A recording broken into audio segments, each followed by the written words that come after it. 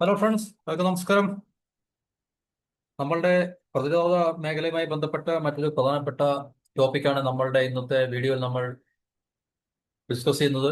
നമ്മൾ കഴിഞ്ഞ കുറേ ദിവസങ്ങൾക്ക് മുമ്പ് ചൈനയും പാകിസ്ഥാനും തമ്മിൽ നടക്കുവാൻ സാധ്യതയുള്ള ഫിഫ്ത്ത് ജനറേഷൻ എയർക്രാഫ്റ്റിന്റെ സെയിലിനെ കുറിച്ച് ഒരു ടോപ്പിക്ക് ചെയ്തിരുന്നു.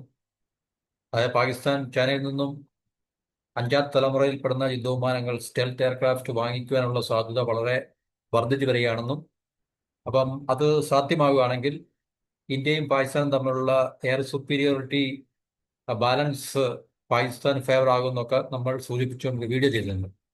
ഇപ്പോൾ നമ്മൾ അതുപോലെ സമാനമായിട്ടുള്ള ഒരു അവസ്ഥ നേവിയുടെ കാര്യത്തിലും നേവൽ പവർ ബാലൻസിന്റെ കാര്യത്തിലും സംഭവിക്കാൻ സാധ്യതയുണ്ടെന്നാണ് നമുക്ക് മനസ്സിലാക്കാൻ സാധിക്കുന്നത്. അതായത് പാകിസ്ഥാൻ, ബംഗ്ലാദേശ് ഈ രണ്ട് രാജ്യങ്ങളെയും ചൈന വളരെ ശക്തമായ രീതിയിൽ സൈനികപരമായിട്ട് സഹായിക്കുന്നുണ്ട്. പ്രത്യേകിച്ച് പാകിസ്ഥാനാണ് ഏറ്റവും കൂടുതൽ ചൈനയും ആയിട്ടുള്ള സൈനിക പ്രതിരോധ ബന്ധത്തിൽ മുന്നിൽ നിൽക്കുന്നത്.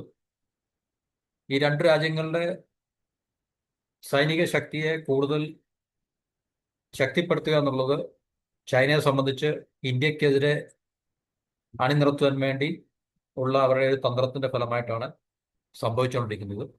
പ്രത്യേകിച്ച് ഇന്ത്യൻ ഓഷ്യനിൽ ഇന്ത്യക്ക് ട്രഡീഷണൽ ആയിട്ടുള്ള നമ്മളുടെ കരുത്തിനെ ന്യൂട്രലൈസ് ചെയ്യുക അല്ലെങ്കിൽ അതിനെ കൗണ്ടർ ബാലൻസ് ചെയ്യുക എന്നുള്ളത്, കാരണം ചൈനയ്ക്ക് അത് ഒറ്റയ്ക്ക് സാധ്യമല്ല, ചൈനയ്ക്ക് അത് കഴിയില്ല എന്നുള്ളൊരു കൃത്യമായിട്ടുള്ള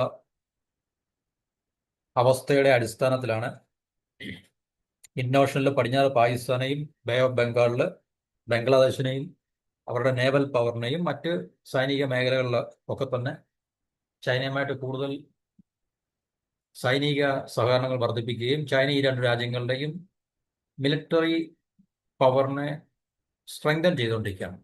പ്രത്യേകിച്ച് നേവിയുടെ പാകിസ്ഥാന്റെ നേവിയൊക്കെ തന്നെ ചൈന വളരെ ശക്തമായിട്ട് എന്താണ് പറയുന്നത് ബലപ്പെടുത്തിക്കൊണ്ടിരിക്കണം അല്ലെങ്കിൽ ശക്തിപ്പെടുത്തിക്കൊണ്ടിരിക്കണം.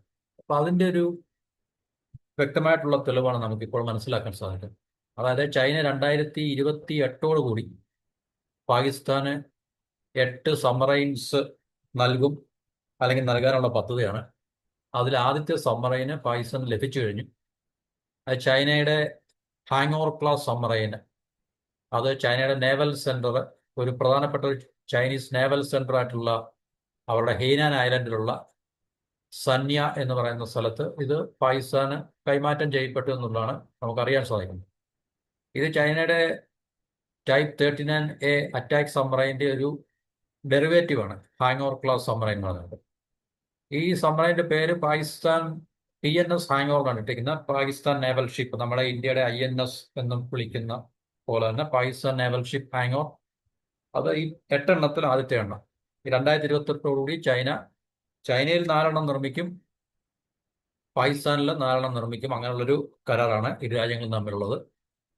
കറാച്ചിയിൽ 4 സബ്മറൈൻസും അതുപോലെ തന്നെ China ship building and offshore international company limited ബാക്കി 4 ചൈനയിൽ നിർമ്മിച്ച് 2028 പാകിസ്ഥാൻ നേവിയിൽ അത് ഇൻഡക്ട് ചെയ്യും എന്നുള്ളതാണ് നമുക്ക് അറിയാൻ സാധിക്കുന്നത്. അപ്പൊ ഇത് എന്തുകൊണ്ടാണ് ഇന്ത്യയെ സംബന്ധിച്ച് വളരെ പ്രശ്നം ഉണ്ടാക്കുന്നത് എന്ന് ചോദിച്ചു കഴിഞ്ഞാൽ, ഇവിടെ ഒരു ഡിസ്പാരിറ്റി ഉണ്ട്. സബ്മറൈൻ കിട്ടുക എന്നുള്ളതല്ല പാകിസ്ഥാന്, പക്ഷേ ഈ സബ്മറൈന് അല്പം കൂടെ എന്താണ് പറയുന്നത്, ഈ ടെക്നോളജിക്കലി അല്പം കൂടെ മുൻപിൽ നിൽക്കുന്ന അല്ലെങ്കിൽ ടെക്നോളജിക്കൽ സുപ്പീരിയോറിറ്റി ഉള്ള സബ്മറൈൻസ് ആണ് എന്നുള്ളതാണ് നമുക്ക് മനസ്സിലാക്കാൻ സാധിക്കുന്നത്. ഈ ഹാങ് ഓവർ ക്ലാസ് വെസൽസ് അല്ലെങ്കിൽ ഈ ഹാങ് ഓവർ ക്ലാസ് സബ്മറൈൻസ് കൂടുതൽ ഡെഡ്ലി ആക്കുന്ന അല്ലെങ്കിൽ വളരെ എന്താണ് പറയുക അപകടകാരികൾ നമ്മൾ പറയുന്ന രീതിയിൽ അത് അങ്ങനെ വിശേഷിപ്പിക്കാൻ കഴിയുന്ന എന്തുകൊണ്ടാണെന്ന് ചോദിച്ചു കഴിഞ്ഞാൽ, ഇത് AIP സിസ്റ്റം അല്ലെങ്കിൽ എയർ ഇൻഡിപെൻഡന്റ് പ്രൊപ്പൽഷൻ എന്ന് പറഞ്ഞൊരു സിസ്റ്റം ഇതിനകത്ത് എക്വിപ്പ് ചെയ്യുന്നു. ഇത് വളരെ ക്രിട്ടിക്കലാണ് ഇന്നത്തെ സബ്മറൈൻസിനകത്ത്. ഈ AIP എന്ന് പറഞ്ഞു കഴിഞ്ഞാൽ, അല്ലെങ്കിൽ AIP സിസ്റ്റം എന്ന് പറഞ്ഞു കഴിഞ്ഞാൽ, നമ്മൾ സാധാരണ കൺവെൻഷണൽ ഡീസൽ ഇലക്ട്രിക്കൽ സബ്മറൈൻസ് ഒക്കെ തന്നെ ഉപയോഗിക്കാറുണ്ട്. ഇന്ത്യയൊക്കെ തന്നെ അതിനാണ് ഉപയോഗിക്കുന്നത്. അപ്പോൾ ഈ ഡീസൽ ഇലക്ട്രിക് സബ്മറൈൻസിനകത്തിൽ ഈ പറഞ്ഞ AIP റെട്രോഫിറ്റ് മീൻസ് ഇത് സിസ്റ്റം ഇതിനകത്തിൽ ഇൻസ്റ്റാൾ ചെയ്യുകയാണെങ്കിൽ ഇത് സാധാരണ ഈ പരമ്പരാഗതമായിട്ടുള്ള ഡീസൽ ഇലക്ട്രിക് സബ്മറൈൻസിനേക്കാളും കൂടുതൽ കടലിനടിയിൽ അവർക്ക് സ്റ്റേ ചെയ്യാൻ ഡ്യൂറേഷൻ ടൈം കിട്ടും. എപ്പോഴെപ്പോഴും കടലിന്റെ മുകളിലേക്ക്, അതായത് വെള്ളത്തിന്റെ മുകളിലേക്ക് ഇതിനെ ഈ പറഞ്ഞ ഡീസൽ എഞ്ചിന്റെ ബാറ്ററി ചാർജ് ചെയ്യാൻ വേണ്ടി അവർക്ക് പൊങ്ങി വരേണ്ട, സർഫസ് ചെയ്യേണ്ട ആവശ്യമുണ്ട്. അപ്പൊ അത് സബ്മറൈനെ സംബന്ധിച്ച് അവരുടെ ഏറ്റവും സ്റ്റെൽത്ത് ആണ് വളരെ ഇമ്പോർട്ടന്റ്. എന്നുവെച്ചാൽ എത്രത്തോളം അവർക്ക് കടലിനടിയിൽ കഴിയാൻ സാധിക്കുമോ അത്രയും എനിമീസിന്റെ കണ്ണ് വെട്ടിച്ച്, അല്ലെങ്കിൽ റഡാറിൽ നിന്നും, അല്ലെങ്കിൽ എനിമി ഇപ്പം എനിമി ഷിപ്പ് ഉണ്ടാകും, അതുപോലെ തന്നെ മറ്റ് സർവലൻസ് ഒക്കെ തന്നെ ശത്രുവിന്റെ ഭാഗത്തു നിന്ന് എയർക്രാഫ്റ്റ്, നേവൽ ഈ സർവലൻസിനൊക്കെ ഉപയോഗിക്കുന്ന എയർക്രാഫ്റ്റുകളും അല്ലെങ്കിൽ അതുപോലുള്ള സംവിധാനങ്ങളൊക്കെ ശത്രു രാജ്യങ്ങൾ ഉപയോഗിക്കുന്നുണ്ട്. അപ്പൊ ആ ശത്രു രാജ്യങ്ങളുടെ ഈ പറഞ്ഞ സർവലൻസിൽ നിന്നൊക്കെ രക്ഷപ്പെടാൻ വേണ്ടി ഇതുപോലുള്ള ലോങ് ഡ്യൂറേഷൻ കടലിനടിയിൽ താന്നു കിടക്കുക എന്നുള്ളത് സബ്മറൈൻസിനെ സംബന്ധിച്ച് വളരെ അഡ്വാൻറ്റേജ് ആണ്. ഇപ്പൊ ഈ എയർ ഇൻഡിപെൻഡന്റ് പ്രൊപ്പൽഷൻ സിസ്റ്റം ഉണ്ടെങ്കിൽ തീർച്ചയായിട്ടും ഈ പറഞ്ഞ കൺവെൻഷണൽ ഡീസൽ ഇലക്ട്രിക് സബ്മറൈൻസിനൊക്കെ തന്നെ കൂടുതൽ സമയം എന്ന് പറഞ്ഞു കഴിഞ്ഞാൽ 2-3 ആഴ്ചകളോളം കടലിനടിയിൽ അവർക്ക് സ്റ്റേ ചെയ്യാൻ സാധിക്കും. അതേസമയം ഒരു conventional submarine, A P system ഇല്ലാത്ത കൺവെൻഷണൽ സബ്മറൈൻസിന് എപ്പോഴും സർഫസ് ചെയ്യേണ്ടി വരും, അല്ലെങ്കിൽ അതിനെ സ്നോർക്കൽ എന്ന് പറയും. എന്നുവെച്ചാൽ ഈ പറഞ്ഞ ഈ ഡീസൽ എഞ്ചിന്റെ ബാറ്ററി ചാർജ് ചെയ്യാൻ വേണ്ടി എപ്പോഴും മുകളിലേക്ക് വരേണ്ടി വരും. അത് തീർച്ചയായിട്ടും അങ്ങനെ വരുമ്പോൾ അത് നമ്മൾ പറയേണ്ട എനിമീസിന്റെ കണ്ണിൽപ്പെടാനുള്ള സാധ്യത വളരെ കൂടുതലാണ്. എനിമീസിന്റെ കണ്ണിൽപ്പെടാനുള്ള എനിമി എയർക്രാഫ്റ്റ് അല്ലെങ്കിൽ സർഫസ് വെസൽ, മറ്റ് നമ്മുടെ ശത്രു എന്ന് പറയുന്ന രാജ്യത്തിന്റെ കപ്പലൊക്കെ തന്നെ കാണുമല്ലോ ഈ വിസിനിറ്റിലൊക്കെ തന്നെ. അപ്പൊ അവർക്ക് ഇതിനെ സർവൈലൻസ്, ഈ പറഞ്ഞ നമ്മുടെ സബ്മറൈൻസിന് ഇങ്ങനെ ഒരു സിസ്റ്റം ഇല്ലാത്ത സബ്മറൈൻ ആണെങ്കിൽ ഈ അവരുടെ പിന്നെ റഡാറിലും അല്ലെങ്കിൽ അവരുടെ സർവൈലൻസിലും നമുക്ക് തീർച്ചയായിട്ടും പെടാനുള്ള സാധ്യതയുണ്ട്. അത് വളരെ നമുക്ക് ദോഷം ചെയ്യും. ഇപ്പൊ എ സിസ്റ്റം ഉണ്ടെങ്കിൽ ഈ പറഞ്ഞ സബ്മറൈൻസിന് കൂടുതൽ സമയം, 2-3 ആഴ്ചകളോ അല്ലെങ്കിൽ അതിൽ കൂടുതലോ കടലിനടിയിൽ തന്നെ സ്റ്റേ ചെയ്യാൻ, അല്ലെങ്കിൽ അവർക്ക് തങ്ങാൻ സാധിക്കുമെന്നുള്ളതാണ് ഇതിന്റെ ഏറ്റവും വലിയ പ്രത്യേകത. അപ്പൊ ഇങ്ങനെ ഈ എ സിസ്റ്റം ഉപയോഗിച്ചുകൊണ്ടുള്ള പിന്നെ സബ്മറൈൻസ് ആണ് ഈ ചൈന 8 പാകിസ്ഥാന് കൊടുക്കാൻ പോകുന്നത്. ഇന്ത്യയെ സംബന്ധിച്ച് ഇക്കാര്യത്തിൽ ഇന്ത്യ കാര്യമായിട്ടുള്ള ഒരു പുരോഗതി ഒന്നും ഇതുവരെ നമ്മൾ നേടിയിട്ടില്ല എന്നാണ് നമുക്ക് മനസ്സിലാക്കാൻ സാധിക്കും. അപ്പൊ ഇത് 2028 ആകുമ്പോഴത്തേക്ക് പാകിസ്ഥാന് ഈ 8 കൊടുക്കുമ്പോൾ മൊത്തം 11 AIP സിസ്റ്റം ഉള്ള, അല്ലെങ്കിൽ AIP equipped ആയിട്ടുള്ള സബ്മറൈൻസ് 11 ആകും എന്നാണ് നമുക്ക് അറിയാൻ സാധിക്കുന്നത്. എന്നുവെച്ചാൽ ഇപ്പൊ അവർക്ക് 3 കയ്യിലുണ്ട്. അവരുടെ ഈ അക്കോസ്റ്റ 90B സബ്മറൈൻസിന്റെ ഒരു ഫ്ലീറ്റ് ഉണ്ട്. അപ്പൊ അതെല്ലാം ഈ AIP സിസ്റ്റം ഫിറ്റ് ചെയ്തിട്ടുള്ളതാണ്. അത് അവർക്ക് ടർക്കി കൊടുക്കണം. ടർക്കിയുടെ STM എന്ന് പറയുന്ന ഒരു ഫേം അവർക്ക് നൽകിയിട്ടുണ്ട്. നമുക്കറിയാം പാകിസ്ഥാന് ടർക്കിയും ചൈനയാണല്ലോ കാര്യമായിട്ട് ആയുധങ്ങൾ അല്ലെങ്കിൽ അവരുടെ പ്രതിരോധ സംവിധാനങ്ങളെല്ലാം സപ്ലൈ ചെയ്യുന്നത്. അപ്പൊ ടർക്കി നേരത്തെ 3 ഈ പറഞ്ഞ ഈ AIP എക്യുപ്ഡ് സബ്മറൈൻസ് കൊടുത്തിട്ടുണ്ട്. അപ്പൊ അതിൻ്റെ കൂടെ 8 ചൈനയുടെ ഭാഗത്തു നിന്നുകൊണ്ട് 2028 ആകുമ്പോഴത്തേക്ക്, അപ്പൊ നമുക്കറിയാം തീർച്ചയായിട്ടും 2028 എന്ന് പറയുമ്പോൾ ചൈനയ്ക്ക് അതെല്ലാം നിർമ്മിച്ച് കൊടുക്കാൻ തീർച്ചയായിട്ടും കഴിയും. നമ്മുടെ ഇന്ത്യയിലുള്ള സമയബന്ധിതമായിട്ട് കാര്യങ്ങൾ നടക്കാത്തത്.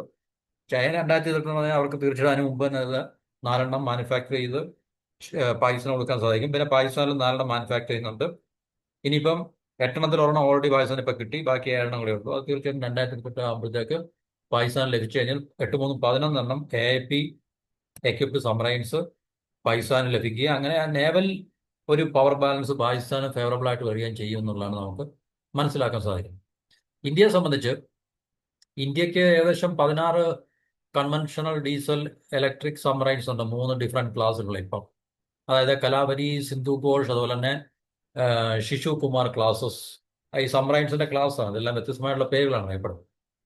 അപ്പൊ ഈ കലാവരി ക്ലാസ്സിൽ ഈ പറഞ്ഞ അടുത്ത കുറെ വർഷങ്ങൾക്കുള്ളിൽ മാത്രമേ AIP സിസ്റ്റം ഡെവലപ്പ് ചെയ്തിട്ടുള്ള, അതായത് നമ്മൾ സ്വന്തമായിട്ട് ഡെവലപ്പ് ചെയ്യുന്ന, ഇൻഡിജിനസ് ആയിട്ട് നമ്മൾ ഡെവലപ്പ് ചെയ്യുന്ന AIP സിസ്റ്റം ഫിറ്റ് ചെയ്യാൻ സാധ്യമാകൂ അല്ലെങ്കിൽ കഴിയത്തുള്ളൂ എന്നുള്ളതാണ് ഇപ്പോൾ നിലവിൽ നിൽക്കുന്ന ഒരു യാഥാർത്ഥ്യം എന്ന് പറഞ്ഞു കഴിഞ്ഞാൽ. Over the next few years ആണ്. 2028 പാകിസ്ഥാൻ ഇപ്പൊ 26 അല്ലെങ്കിൽ 1-2 വർഷത്തിന്റെ കാലയളവിൽ ഇന്ത്യക്ക് അത് സാധിച്ചെടുക്കാൻ കഴിയുമെന്നറിയില്ല. അതുപോലെ തന്നെ ഇന്ത്യൻ നേവി ഈ ടൈപ്പ് 214 സബ്മറൈൻസിന്റെ 6 ഈ AIP സിസ്റ്റം എക്യുപ്പ് ചെയ്തിട്ടുള്ളത് നമ്മൾ ഈ നേവിയിലേക്ക് ഇൻഡക്ട് ചെയ്യാൻ ശ്രമിക്കുന്നുണ്ട്. പക്ഷെ ഇതെല്ലാം നടന്നുകൊണ്ടിരിക്കുന്നേ ഉള്ളൂ. അതിനെല്ലാം പൂർണ്ണമായിട്ട് നമുക്ക് ഒരു കൃത്യമായിട്ടുള്ള ടൈം ഫ്രെയിം നമുക്ക് പറയാൻ സാധിക്കില്ല. പക്ഷേ പാകിസ്ഥാൻ തീർച്ചയായും 2028 ആകുമ്പോഴത്തേക്ക് ഇത് അവർ കംപ്ലീറ്റ് ചെയ്ത് അവരുടെ നേവിയിലേക്ക് ഇൻഡക്ട് ചെയ്യാനുള്ള സാധ്യത വളരെ കൂടുതലാണ്. കാരണം ചൈന അതിനകത്ത് ഇൻവോൾവ് ആയതുകൊണ്ട് അവർക്ക് മാനുഫാക്ചറിങ്ങിലൊന്നും പ്രശ്നമുള്ളതായിട്ടുള്ള രാജ്യമല്ല. അതുകൊണ്ട് തീർച്ചയായിട്ടും ഒരു ബാലൻസ് ഓഫ് പവർ നമുക്ക് എയർഫോഴ്സിന്റെ കാര്യത്തിലും ഇപ്പം നേവിയുടെ കാര്യത്തിലൊക്കെ തന്നെ ഇന്ത്യക്ക് വളരെ ആശങ്ക ഉണ്ടാക്കിക്കൊണ്ടിരിക്കുന്ന ഒരു വിഷയമായിട്ട് മാറിയിരിക്കുകയാണ്. അപ്പൊ ഇന്ത്യ ശരിക്കും പറഞ്ഞ ഒരു പ്ലാൻ ഡിവൈസ് ചെയ്തിട്ടുണ്ട്. 24 കൺവെൻഷണൽ സബ്മറൈൻസ് 2030 നമ്മൾ നേവിക്ക് വേണ്ടി ഉണ്ടാക്കിയെടുക്കാൻ വേണ്ടി. ഇതിനകത്തില് ഏകദേശം ഈ സിന്ധു ഘോഷ് ക്ലാസ്സിലെ 4 സിന്ധു ഘോഷ്, സിന്ധു ധ്വജ്, സിന്ധു വീർ, അതുപോലെ തന്നെ സിന്ധു രക്ഷക്, ഇതെല്ലാം റിട്ടയർമെന്റ് ഈ പറഞ്ഞ ക്ലാസ്സിലുള്ള സബ്മറൈൻസ് ഒക്കെ തന്നെ നേവി റിട്ടയർ ചെയ്ത് കഴിഞ്ഞു. അപ്പൊ ഈ ശിശുകുമാർ ക്ലാസ്, ശിശുകുമാർ അല്ല ശിശുമാർ ക്ലാസ് സബ്മറൈൻസ് ഈ പറഞ്ഞ അതിന്റെ ഒരു അപ്ഗ്രഡേഷൻ ഒക്കെ അടുത്ത സമയത്ത് ചെയ്തിട്ടുണ്ട്. അതും ഏകദേശം ഒരു അടുത്ത 10 വർഷം അല്ലെങ്കിൽ ഒരു ദശാബ്ദ കാലത്തുള്ള നമുക്ക് ഈ നേവിയിലേക്ക് ഉപയോഗിക്കാൻ സാധിക്കത്തുള്ളൂ. അപ്പൊ ഇതെല്ലാം നമുക്ക് വളരെ പ്രശ്നം ഉണ്ടാക്കിക്കൊണ്ടിരിക്കുന്ന ഒരു മേഖലയാണ്. അപ്പൊ ഇന്ത്യക്ക് നമ്മൾ പറഞ്ഞില്ലേ, വളരെ റാപ്പിഡായിട്ട് ഇനിയും മുൻപിൻ നോക്കാതെ പ്രത്യേകിച്ച് നേവൽ പവറിലൊക്കെ തന്നെ നമുക്ക് ഒരു രീതിയിലുള്ള കോംപ്രമൈസും വരുത്താതെ നമുക്ക് വളരെ ശക്തമായിട്ടുള്ള എന്താണ് പറയുന്നത് ഈ ആയുധവൽക്കരണം, പ്രത്യേകിച്ച് സമ്മറൈൻസിനെയൊക്കെ തന്നെ നമുക്ക് കൂട്ടിച്ചേർക്കേണ്ടി വരും നേവിക്ക്. അല്ലെങ്കിൽ നേവിക്ക് നമുക്ക് അക്സസ് ചെയ്യേണ്ടി വരും. നമ്മളിപ്പോൾ ജർമ്മനിയായിട്ട് നമ്മൾ പുതിയൊരു ധാരണയിലൊക്കെ ആയിട്ടുണ്ട്. ഏറ്റവും അഡ്വാൻസ്ഡ് ആയിട്ടുള്ള സബ്മറൈൻസ് നമുക്ക് നേവിക്ക് വേണ്ടി. അപ്പം അതൊക്കെ വർഷങ്ങളെടുക്കും എന്ന് പറഞ്ഞാൽ തീർച്ചയായിട്ടും ജർമ്മനി എന്ന് പറയുന്ന രാജ്യം വളരെ അഡ്വാൻസ്ഡ് ടെക്നോളജി ഉള്ളതാണ് ഈ നേവൽ എക്യുപ്മെന്റ്സ് ഒക്കെ മാനുഫാക്ചർ ചെയ്യുന്നത്. പ്രത്യേകിച്ച് സബ്മറൈൻസിന്റെ ടെക്നോളജിയിലൊക്കെ അവർ വളരെ മുൻപന്തിയിലാണ്. എന്തിനാൽ തന്നെ നമുക്കറിയാം 2028 കൂടി അത് സാധ്യമാകുമോ എന്നറിയില്ല. പക്ഷെ എന്നാലും നമുക്ക് വളരെ എന്താണ് പറയുന്നത്, നമ്മൾ ഈ യുദ്ധകാല അടിസ്ഥാനം എന്ന് പറയുന്ന പോലെ തന്നെ വളരെ പെട്ടെന്ന് റാപ്പിഡായിട്ട് നമുക്ക് ഇതുപോലുള്ള വളരെ ഈ അർജന്റായിട്ടുള്ള കാര്യങ്ങൾ നമ്മുടെ നേവൽ ഫോഴ്സിനും അതുപോലെ തന്നെ എയർഫോഴ്സിനും ഒക്കെ തന്നെ എയർഫോഴ്സൊക്കെ തന്നെ നമ്മൾ ഈ സ്റ്റെൽത്തിന്റെ കാര്യത്തിലൊക്കെ വളരെ വളരെ പിന്നിലാണ്. നമ്മളിതിലെ മറ്റ് രാജ്യങ്ങളിൽ നിന്ന് F-35 അല്ലെങ്കിൽ റഷ്യയുടെ Su-57 ഒന്നും വാങ്ങിക്കുന്നതിനെ കുറിച്ച് തീരുമാനം പോലും ആയത് ഒഫീഷ്യലായിട്ടുള്ള ഡിക്ലറേഷൻ ഒന്നും നമ്മളിതുവരെ ഒരു റിപ്പോർട്ടിൽ നമ്മൾ കണ്ടിട്ടില്ല. ചൈന ഓൾറെഡി വളരെ മാസീവായിട്ട് അവരവരുടെ സേനയിലൊക്കെ തന്നെ 2030 ആകുമ്പോഴത്തേക്ക് ആയിരക്കണക്കിന് സ്റ്റെൽത്ത് എയർക്രാഫ്റ്റ് അവർ ഇൻഡക്ട് ചെയ്ത് കഴിയും. അത് ഇന്ത്യയുടെ ഒരു മാച്ചുമല്ല, ഇന്ത്യക്ക് ചൈനയുടെ ഒരു മാച്ചുമല്ല, അമേരിക്കയ്ക്ക് പോലും അത് മാച്ച് ചെയ്യാൻ ഉള്ള പിന്നെ ഒരു എന്താണ് പറയുന്നത് പൊട്ടൻഷ്യൽ അവർക്ക് മാസീവായിട്ട് അത് പ്രൊഡ്യൂസ് ചെയ്യാനോ അല്ലെങ്കിൽ സ്കെയിലപ്പ് ചെയ്യാനോ സാധിക്കാത്തൊരവസ്ഥ അമേരിക്കയ്ക്ക് പോലും ഉള്ളപ്പോൾ ഇന്ത്യക്ക് അത് എങ്ങനെ, ഇന്ത്യയും ചൈനയും തമ്മിലുള്ള ഒരു മിസ്മാച്ച് എത്രത്തോളമാണെന്ന് നമുക്ക് മനസ്സിലാക്കാൻ സാധിക്കും. അപ്പോൾ എയർഫോഴ്സിന്റെ കാര്യത്തിൽ എന്ന പോലെ തന്നെ നേവിയുടെ കാര്യത്തിലും ഇന്ത്യ ഈ പറഞ്ഞൊരു മേഖലയിൽ പ്രത്യേകിച്ച് വായുസേന ഈ അഡ്വാൻസ്ഡ് ആയിട്ടുള്ള സബ്മറൈൻസ് ലഭിക്കാൻ പോകുമ്പോൾ ഇന്ത്യ വളരെ ലാഗ് ചെയ്യാണ് എന്നുള്ള ഒരു വളരെ എന്താണ് പറയുന്നത് ആശങ്ക ഉണ്ടാക്കുന്നൊരു കാര്യമാണ് നമുക്ക് ഈ ഒരു റിപ്പോർട്ടിന്റെ അടിസ്ഥാനത്തിൽ നമുക്ക് മനസ്സിലാക്കാൻ സാധിക്കുന്നത്. അപ്പോൾ അത് തീർച്ചയായിട്ടും ഇന്ത്യയെ സംബന്ധിച്ച് നേവൽ വാർഫെയർ അല്ലെങ്കിൽ നേവൽ പവർ നമുക്ക് ഇൻക്രീസ് ചെയ്തേ വരത്തുള്ളൂ. കാരണം ചൈനയൊക്കെ തന്നെ ഒറ്റയ്ക്കല്ല, പാകിസ്ഥാന്റെയും ബംഗ്ലാദേശിനെയും ഒക്കെ തന്നെ കൂട്ടുപിടിച്ചുകൊണ്ട് ഇന്ത്യക്കെതിരെ അണിനിരക്കുമ്പോൾ ഈ പറഞ്ഞ 2 രാജ്യങ്ങളെ ചൈന നേവൽ പവറിലൊക്കെ തന്നെ സ്ട്രെങ്തൻ ചെയ്തുകൊണ്ടിരിക്കുമ്പോൾ തീർച്ചയായിട്ടും ഇന്ത്യക്ക് വളരെ ശക്തമായിട്ടുള്ള എന്താണ് പറയുന്നത് നടപടിക്രമങ്ങൾ കൂടെ നമ്മുടെ നേവൽ ഫോഴ്സിനെ കൂടുതൽ ശക്തിയുള്ള ഒരു ഫോഴ്സാക്കി മാറ്റിയെടുക്കുക. സബ്മറൈൻ വാർഫെയർ ആണ്, സബ്മറൈൻ ഫ്ലീറ്റ് ആണ് നമുക്ക് ഏറ്റവും പ്രധാനപ്പെട്ടെന്നുള്ളത് മനസ്സിലാക്കുക. ഏതൊരു നേവിയെ സംബന്ധിച്ചും സബ്മറൈൻസ് വളരെ അഡ്വാൻസ്ഡ് ആയിട്ടുള്ള സബ്മറൈൻസും ടെക്നോളജിക്കലി അഡ്വാൻസ്ഡ് ആയിട്ടുള്ള സബ്മറൈൻസ് ആണ് എപ്പോഴും നേവൽ ഫോഴ്സിന്റെ ഒരു എന്താ പറയുക തുറുപ്പ് ചീട്ടുന്നത്. അപ്പോൾ അത് നമുക്ക് തീർച്ചയായിട്ടും ആ ഒരു മേഖലയിൽ നമുക്ക് ഒരു രീതിയിലുള്ള നെഗ്ലക്റ്റ് അല്ലെങ്കിൽ ഒരു രീതിയിലുള്ള എന്താണ് പറയുന്നത് വിട്ടുവീഴ്ച നമുക്ക് ചെയ്യാൻ സാധിക്കരുത്, വിട്ടുവീഴ്ച ചെയ്യരുത് എന്നുള്ളതാണ് നമുക്ക് പറയാനുള്ളത്. അപ്പോൾ ഇത്തരമാണ് ഈ ടോപ്പിക്കുകൾ അവസാനിപ്പിക്കാം. മറ്റു ടോപ്പിക്കുമായിട്ട് അടുത്ത വീഡിയോയിൽ എല്ലാവർക്കും നന്ദി, നമസ്കാരം.